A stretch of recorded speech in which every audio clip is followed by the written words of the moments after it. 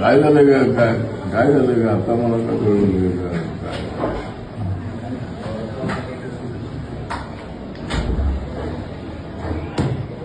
काय नाही म्हणजे हा काय म्हणजे पोटात दुखतंय की काय म्हणजे काय हा हा हा हम्म हम्म हम्म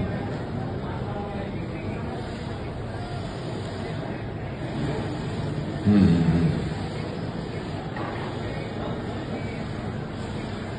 हम्म